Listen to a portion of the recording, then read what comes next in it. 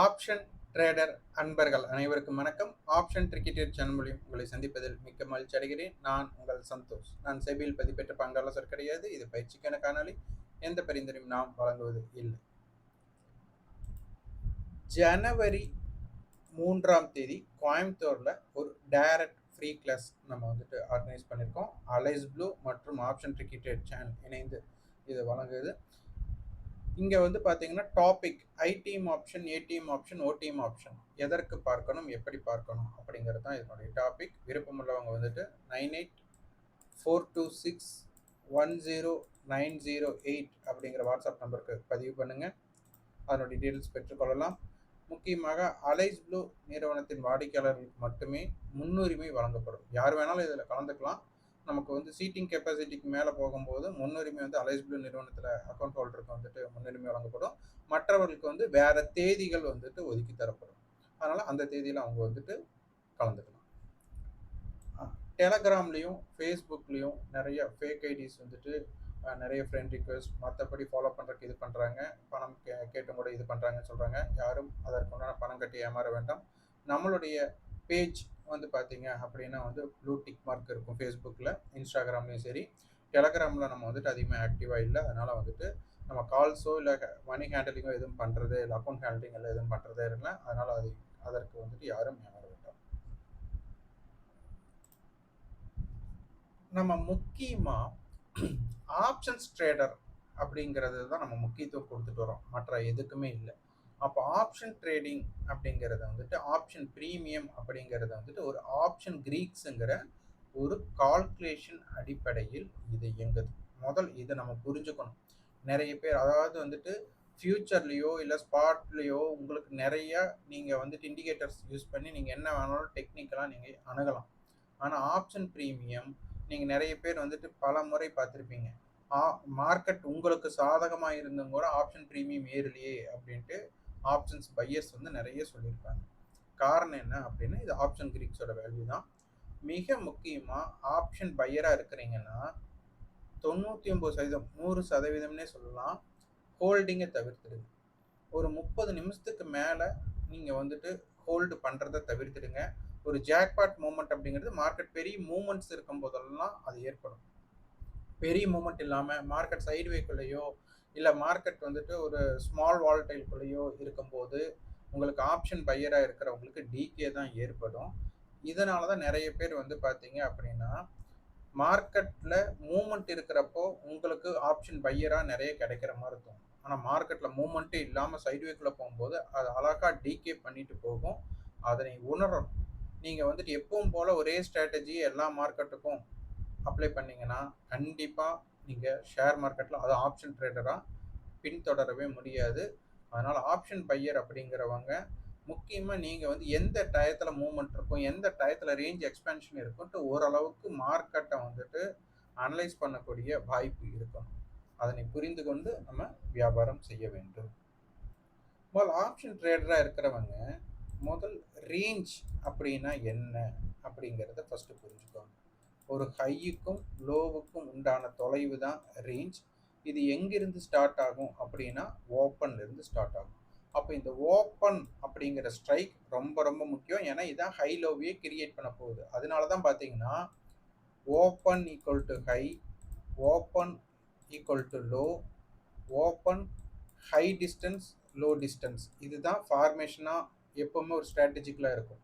இந்த ப்ரீவியஸ் க்ளோஸை உள்ளேயே கொண்டு வர மாட்டாங்க. ஏன்னா இன்றைய தினத்தோட ரேஞ்சின் ஆரம்பம் ஓப்பனில் இருந்து தான் இருக்குது. அப்போ அந்த ஓப்பனில் பார்த்தீங்கன்னா ஒரு gap up open, gap down open, flat open, அதே மாதிரி பாசிட்டிவ் ஓப்பன், நெகட்டிவ் ஓப்பன், இந்த ஓப்பனுக்கு என்னென்ன சிம்டம்ஸ் இருக்குது அப்படிங்கிறதை நீங்கள் புரிந்து கொள்ளணும். அதே மாதிரி எக்ஸ்பெரி அப்படிங்கிறது ஸ்பாட் ஈக்குவல் டு ஃபியூச்சர் அப்படிங்கிற அடிப்படையில் இருக்க போகுது. அதே மாதிரி ஐடிஎம் ஆப்ஷனுக்கு மட்டும்தான் எக்ஸ்பைரியில் வேல்யூ இருக்கும். ஏடிஎம் ஆப்ஷன், ஓடிஎம் ஆப்ஷன் 0 ஆகும் அப்படிங்கிறதையும் புரிஞ்சுக்கணும். அதே மாதிரி ஒரு ஸ்ட்ரைக்கோட கால் புட்டோட டிஃப்ரென்ஸ் தான் முக்கியம், ப்ரைஸ் முக்கியம் இல்லை. இது எல்லாம் நீங்கள் தெரிஞ்சிட்டிங்க அப்படின்னா நீங்கள் அவ்வளோ எளிதாக நீங்கள் ஹோல்டே பண்ண மாட்டீங்க. அதனால தான் டெய்லியும் உங்களுக்கு தெரிஞ்ச டேட்டாவை வச்சு நீங்கள் அனலைஸ் பண்ணுங்க அப்படின்னு சொல்லிட்டு இருக்கோம். அப்போ மார்க்கெட்டில் buying pressure or selling pressure அப்படிங்கிறது கால் செல்லர் புட் செல்லரோட ஆக்டிவிட்டீஸ் தான். அப்போ இவங்க ஆக்டிவிட்டீஸில் எப்போ பேனிக் ஆகுறாங்களோ, ஒரு செல்லிங் ப்ரெஷர் வரணும் அப்படின்னா ஒன்று எஸ்டர்டே லோவை கட் பண்ணா, வீக்லி லோவை கட் பண்ணா, அதே மாதிரி மந்த்லி லோ, இயர்லி லோ, அந்த மாதிரி கட் பண்ணும்போது என்ன ஆகும், செல்லிங் ப்ரெஷர் வரணும். செல்லிங் ப்ரெஷர் வந்தால் மட்டும்தான். அப்போ செல்லிங் ப்ரெஷர் வந்த ஸ்கிரிப்ட் என்ன பண்ணுன்னா லோயர் லோவை கட் பண்ணிகிட்டே இருக்கும். இந்த லோயர் லோவெல்லாம் கட் பண்ணும்போது அது கால் செல்லர் டாமினேட் பண்ணிட்டு இருக்காங்கன்னு அர்த்தம். புட் செல்லருக்கு என்ன ஆகணும், மார்க்கெட் வந்துட்டு எஸ்டர்டே ஹைக்கு மேலே போகணும், வீக்லி ஹைக்கு மேலே போகணும், மந்த்லி ஹைக்கு மேலே போகணும், அதே மாதிரி இயர்லி ஹைக்கு மேலே. இந்த மாதிரி போகும்போது புட் செல்லருக்கு ப்ராஃபிட் வரும். அப்போ இவங்க இதில் வந்துட்டு மார்க்கெட் என்ன ஆகணும், மார்க்கெட் வந்து ஹையர் ஹையை வந்து கட் பண்ணிகிட்டே இருக்கும். அப்போ தான் மார்க்கெட். அப்போ இந்த இடத்துல என்ன ஆகும், கால் செல்லர் பேனிக் ஆவாங்க. இந்த இடத்துல என்ன ஆகும், புட் செல்லர் பேனிக் ஆவாங்க. ஸோ இதனால தான் மார்க்கெட் மூமெண்ட்ஸ் கிரியேட் ஆகும். அப்போது எஸ்டர்டே லோவோ எஸ்டர்டே ஹையோ இந்த மாதிரி பிரேக் பண்ணாமல் மார்க்கெட் இன்பிட்வீனுக்குள்ளே ட்ரேடு நடக்கிறாங்க அப்படின்னா உங்களுக்கு அந்த மாதிரி இருக்கிறதெல்லாம் நீங்கள் வந்துட்டு செக் பண்ணுங்கள்.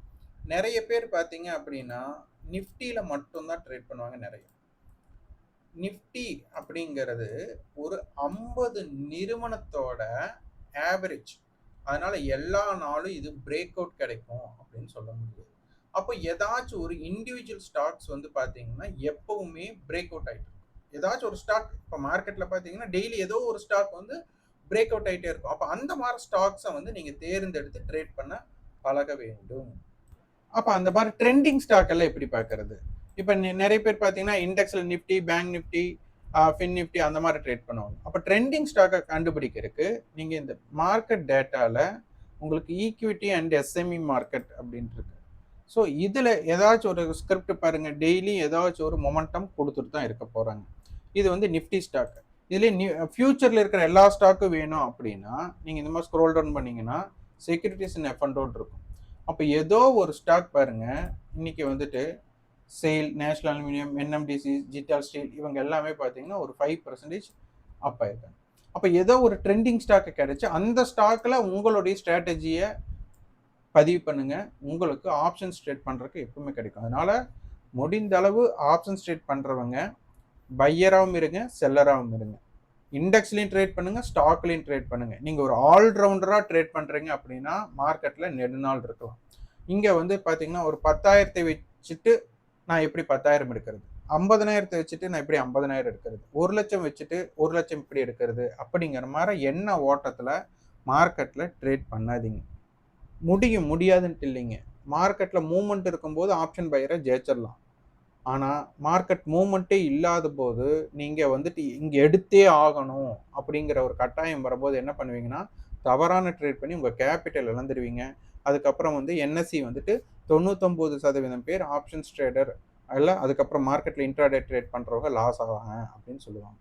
அப்போ அதுக்கு காரணம் என்னென்னா நம்மளுடைய ட்ரேடிங் ஸ்டைல்ஸையும் நம்ம கேபிட்டல், அதாவது வந்துட்டு லாபம் மட்டுமே எதிர்பார்க்கிறோமே தவிர நம்ம கேபிட்டலுக்கு எகெயின்ஸ்டாக பண்ணோம்னா நமக்கு என்ன ஆகுது அப்படிங்கிறத புரிஞ்சுக்கிறது இல்லை. கேபிட்டல் என்ன லாஸ் ஆனாலும் திருப்பி இன்னொரு கேபிட்டல் கொண்டு வருது, திருப்பி அது லாஸ் ஆனாலும் திருப்பி இன்னொரு கேபிட்டல் கொண்டு வருது. ஆனால் அதை கன்சிஸ்டன்சியாக நம்ம வந்துட்டு இன்னொரு இன்வெஸ்ட்மெண்ட்டே கொண்டு வராமல் எப்படி ப்ராஃபிட் பண்ணணும்னு பார்க்கணும். ஏன்னா இறுதி ஆண்டு, இந்த 2025 இறுதி ஆண்டில் நம்ம இருக்கிறோம். இன்னும் 2 நைட்டு தான் நமக்கு, அதுக்கப்புறம் வந்துட்டு புது ஆண்டு. அதனால் வந்துட்டு ஒரு உறுதிமொழி, ஒவ்வொரு ஆண்டும் ஒவ்வொரு உறுதிமொழி எடுப்போம். அதுபோல் முதல் இங்கே வந்து நம்ம லாபம் எடுக்கிறோமோ இல்லையோ நம்ம வந்து நஷ்டத்தை எப்படி தவிர்க்கிறது, ஃபஸ்ட்டு நஷ்டத்தை தவிர்க்கிறது பார்த்துட்டிங்க அப்படின்னா ட்ரேடு குறைஞ்சிரும். அதுக்கப்புறம் வின்னிங் ப்ராபிலிட்டியான ட்ரேடை எடுக்க பார்த்தீங்க அப்படின்னா ஜெயிச்சிடுவோம். அப்போ மார்க்கெட் மூவ்மெண்ட் இருக்கா இல்லையா அப்படிங்கிறத எந்தெந்த வகையில் நம்ம கண்டுபிடிக்கலாம் அப்படிங்கிறத பார்க்கணும். ஒரு ஆப்ஷன்ஸ் ப்ரீமியம் ட்ரேட் பண்ணுறவங்க ஒரு ஹெட்ஜிங் தான் நமக்கு முக்கியம். ஹெட்ஜ் நிறையா இருக்குது அப்படின்னாலே மார்க்கெட்டில் ஏதோ ஒரு பிரச்சனை இருக்குதுன்னு அர்த்தம். ஆனால் இங்கே பார்த்தீங்க அப்படின்னா இந்தியா விக்ஸும் கம்மி, நமக்கு இம்ப்ளைட் வால்ட்டியும் கம்மியாக இருக்குது. இதெல்லாம் நமக்கு என்ன உணர்த்துது அப்படிங்கிறதை நம்ம பார்க்க வேண்டும். சரி, இங்கே பாருங்க, இதுதான் ஒரு ப்ளூ பிரிண்ட், ஆப்ஷன்ஸ் ட்ரேடருக்கு உண்டான ப்ளூ பிரிண்ட்.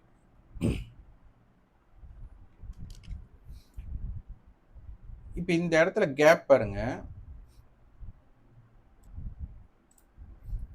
25,900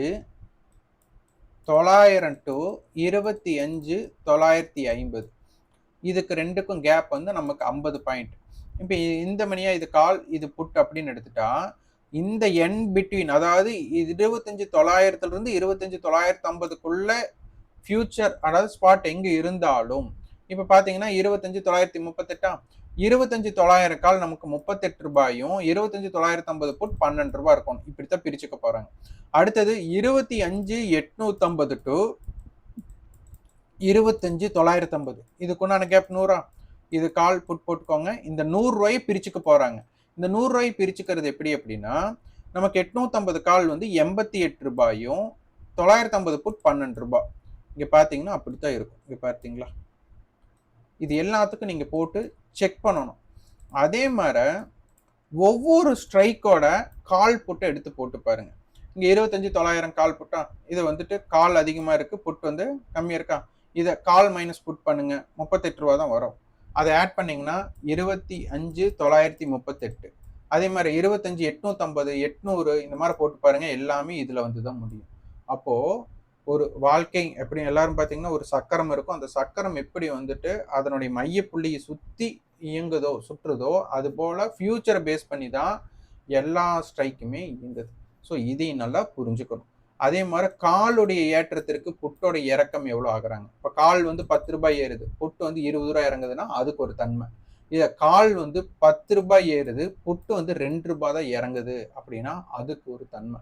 அப்போ இது எல்லாமே நீங்கள் என்ன பண்ணணும், ஒரு ஸ்ட்ராட்டஜியாக என்னென்ன மார்க்கெட்டில் என்னென்ன இம்பேக்ட் ஆகுது, எஸ்டர்டே கையை தாண்டி நிற்கிறாங்களா, அந்த மாதிரி எல்லாமே செக் பண்ணணும்.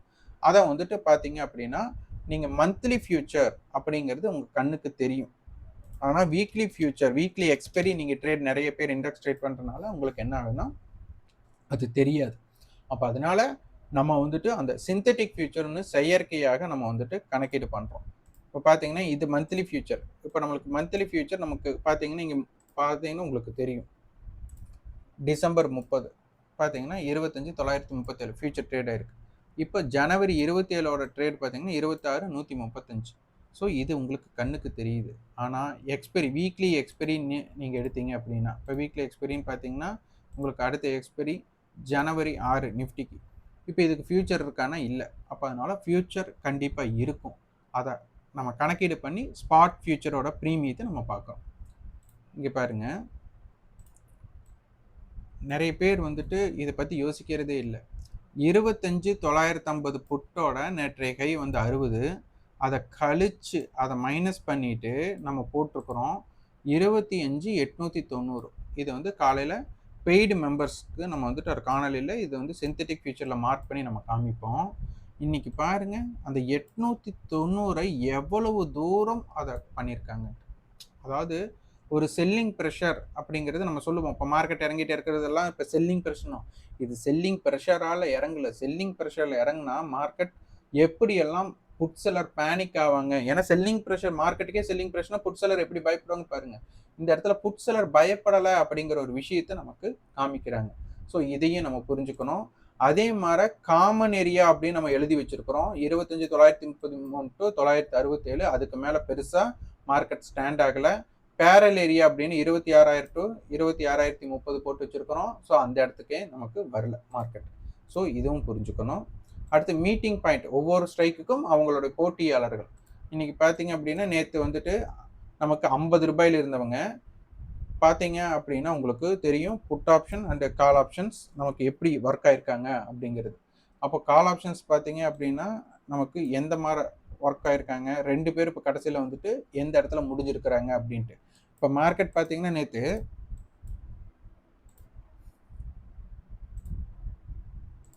25,950 எந்த இடத்துல முடிஞ்சிருக்காங்க பாருங்க. இதனால தான் நமக்கு வந்துட்டு டிஸ்டன்ஸ் தான் முக்கியம், ப்ரைஸ் முக்கியம் இல்லை அப்படின்னு சொல்றதோட அர்த்தம் புரிஞ்சுக்க முடியும்.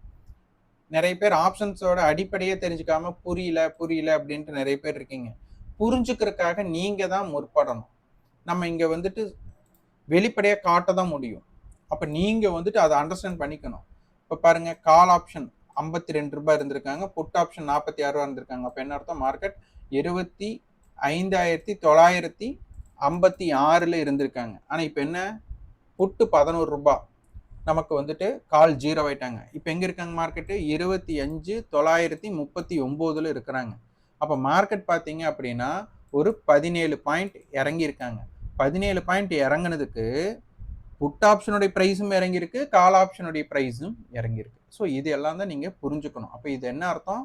நமக்கு கேப் தான் முக்கியம், இந்த கால் புட்டுக்குண்டான டிஃபரன்ஸாக முக்கியமே தவிர இந்த ப்ரைஸ் முக்கியம் இல்லை அப்படிங்கிறத புரிஞ்சுக்கணும். இதான் நமக்கு கிடைக்கிற ப்ளூ பிரிண்ட். இதை வந்து அனலைஸ் பண்ணி பாருங்கள். ஓகே, இப்போ நம்ம நெக்ஸ்ட் எக்ஸ்பெரியோட சிந்தட்டிக் ஃபியூச்சர் எங்கே இருக்குன்னு பார்த்தலாம்.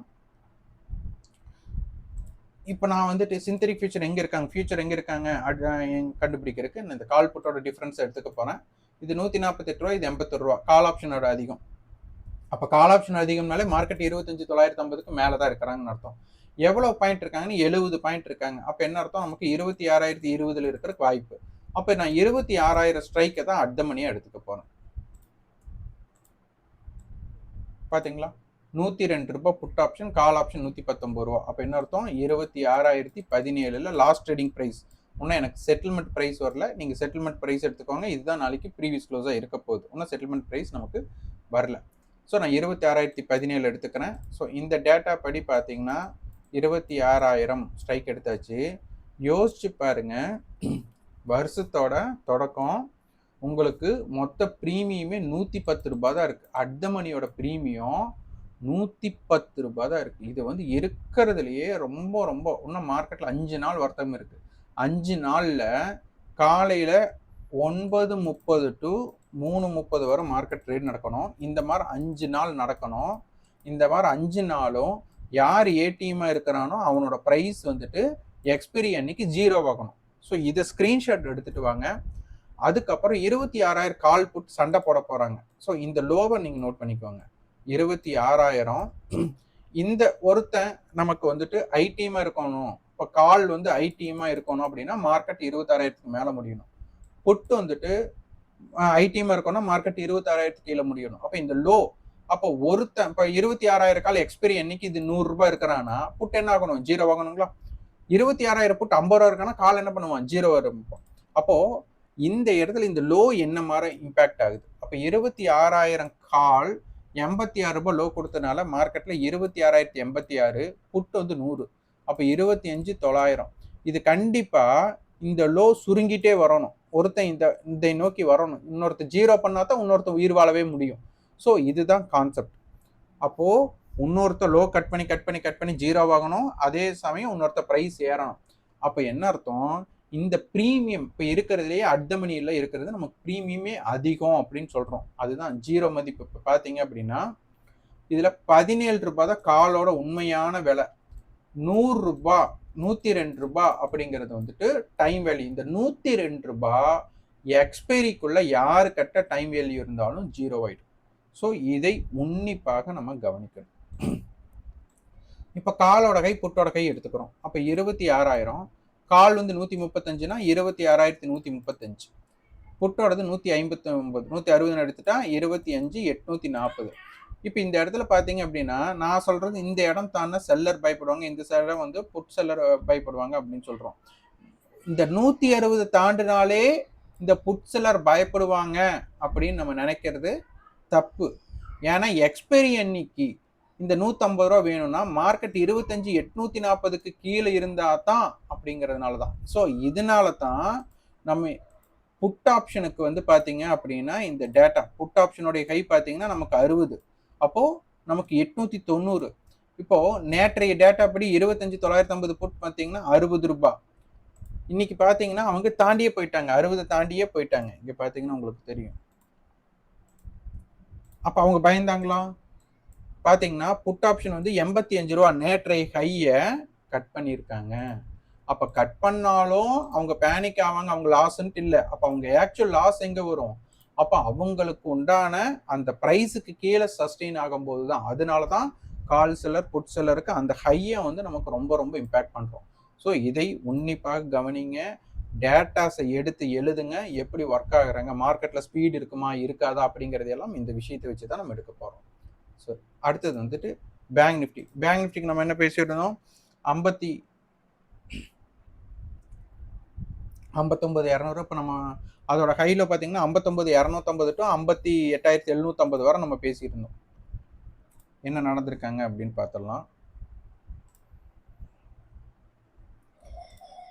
பேங்க் நிஃப்டியில் நேற்றைய காணொளியில் நம்ம பார்த்த விஷயங்கள் 58,750 டு 59,250 இருக்கலாம். அதை தாண்டும் போது ரேஞ்ச் எக்ஸ்பென்ஷன் அப்படிங்கிற ஒரு வாய்ப்பு அப்படிங்கிறதை பற்றி நம்ம பார்த்துருந்தோம். நேற்றைய காணொலி பார்த்தவங்களுக்கு தெரியும். அப்போ அது எவ்வளவு தூரம் நமக்கு இம்பேக்டட். ஏன்னா 59,000 கால் புட்டோடது 2 பேர்த்தோட ஹைலோ சாரி 2 பேர்த்தோட ஹையுமே 260 அப்படிங்கிற ரேஞ்ச் இருந்ததுனால இந்த கால்குலேஷன் போட்டிருந்தோம். ஸோ இது எல்லாமே நீங்கள் கணக்கீடு பண்ணி பார்க்கணும். அது பார்த்தா மட்டும்தான் இதை புரிஞ்சுக்க முடியும். இதெல்லாம் புரிஞ்சுக்கிட்டாலும் ப்ராஃபிட் பண்ணிடுவோமா அப்படின்னா கண்டிப்பாக இல்லை. உங்களுக்குன்னு ஒரு தனி ஸ்ட்ராட்டஜியை கிரியேட் பண்ணணும். ஸோ பேங்க் நிஃப்டியோட அடுத்த எக்ஸ்பெரி மந்த்லி எக்ஸ்பெரி தான். அப்போ நான் வந்துட்டு ஜனவரி 27 போடுறோம். இதில் வந்து அதிகமான வர்த்தகம் அப்படின்றது 59,000 புட் 59,500 கால் கொடுத்துருக்காங்க. அப்போ 59,000 புட் 59,500 கால் கொடுத்துருக்காங்க. மிட்டு வந்துட்டு 59,250. இப்போ 250க்கு மேலே வர்த்தகம் மாறுறது ஒரு மாதிரி இம்பேக்டட், 250 கீழே ஒரு இம்பேக்டட். இதில் 2 பேர்த்தோட ஹை பார்த்தீங்கன்னா புட்டோட ஹை வந்துட்டு 600. அப்போ 58,400. காலோடது வந்து 700. அப்போ 60, 200. ஸோ இது இம்பேக்டட் ஜோனான ஏரியா. க்ளோசிங் பார்த்தீங்கன்னா 400 ரூபாய் அண்ட் 700 ரூபா கொடுத்துருக்குறாங்க. ஸோ இது எல்லாமே உன்னிப்பாக நீங்கள் கவனிச்சுட்டு வாங்க. நிஃப்டியோட நம்ம இந்தியா விக்ஸும் கம்மியாக இருக்குன்னு பேசிட்டோம். அதே மாதிரி வந்துட்டு இம்ப்ளைடு வால்ட்டின்னு பேசிட்டோம். அப்போ நெக்ஸ்ட் கான்ட்ராக்டோட இம்ப்ளைடு வால்ட்டி பாருங்க. இம்ப்ளைடு வால்ட்டி பார்த்தீங்கன்னா ஒரு 8, 6 அந்த மாதிரி ரொம்ப கம்மியாக இருக்குது. இது வந்து ஒரு மந்தமான சூழ்நிலை. மார்க்கெட்டே மூமெண்ட் எப்படி ஆகும் ரொம்ப, அதாவது சில டைம் வந்துட்டு பார்த்தீங்கன்னா வச்சுக்கோங்க, மார்க்கெட் ஒரு மூமெண்ட்டே இருக்காது. அப்போ அந்த இடத்துல டிகேவும் அதாவது நடக்கும். அதே மாதிரி மார்க்கெட் மூமெண்ட் ஆகாத போது நம்மளை வெறுக்க வச்சிடும் மார்க்கெட். அந்த மாதிரி மார்க்கெட் இந்த மாதிரி ரொம்ப விக்ஸ் கம்மியாகும், இம்ப்ளைபிலிட்டி கம்மியாக இருக்கும்போது மார்க்கெட்டில் சைடு அதிகமாக இருக்கும். அதனால் மார்க்கெட் எப்பாச்சும் திடீர்னு ஒரு பிக் மூமெண்ட்டும் கொடுக்கலாம்.